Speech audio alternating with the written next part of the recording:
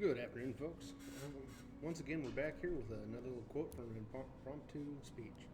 And today I'll be speaking about a quote by Janae Rankin that you can no more win a war than you can win an earthquake.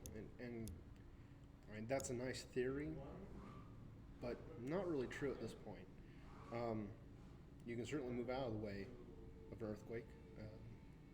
You can live in a tectonically stable area. Conversely, you can get off the planet. We do have spacecraft, we do have space stations. Yes, they're not very well developed, and they can't have a large population body, and they can't sustain themselves yet. But it's hard to be an earthquake if you're not on Earth. So that's definitely out now. And then on war, what type of war are you talking about? Are you talking about modern conflict?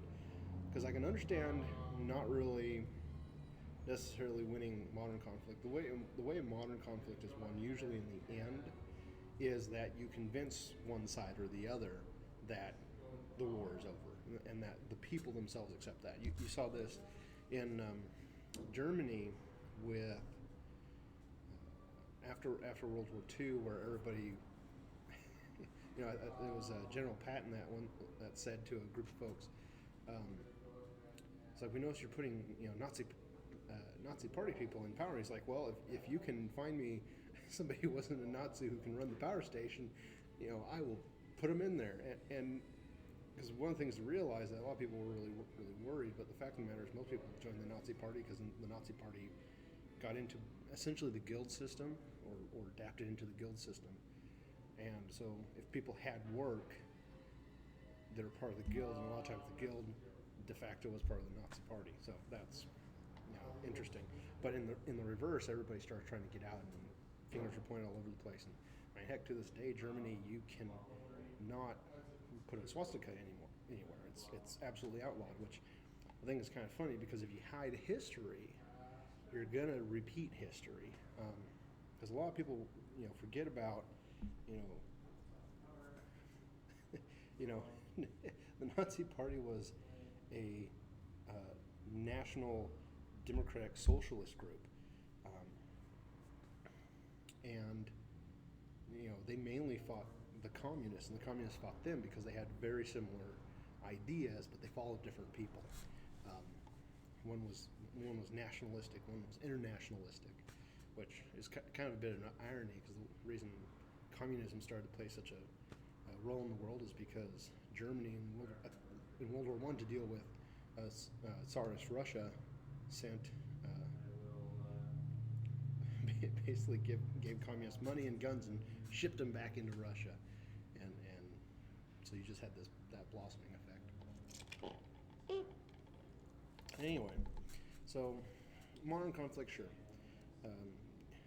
you defeat the idea of war more than the actual capacity for war necessarily, because in the end, even if a person has nothing more than a sharp stick, they can still go to war with that sharp stick. Now, they're not going to necessarily want to, because people inherently tend to not want to lose their lives unless they're a fanatic in one way or another, whether it's religious or ideologue or what have you. But older conflicts, tribal conflicts, where you have essentially one tribe wiping out another tribe, then yes, I mean, that is a war prosecuted to a point of genocide, and you can either absolutely wipe a culture off the map, or you absorb that culture in such a way that it doesn't exist anymore. You might see reflections of this. There was a very interesting, in the ancient world, there were four great powers, and it was Egypt, Assyria, Babylon, and one other. I can't remember the name off the head, but it was based out of Anatolia, or what's now Turkey, and that nation came out of nowhere, built up, invaded everybody, basically defeated everybody on the battlefield, but they wiped themselves off the map. It was a really weird bit of history that's just now being uncovered. but they're still looking into it. The cool part is they left actually a whole bunch of writings behind, and they just, I don't know, I can't remember how many years ago now that they cracked the code because it's an Indo-European language rather than a Middle East language. So they finally were able to get it translated. But really, again, there's the people defeating themselves before necessarily another group defeating them on a massive level of conflict.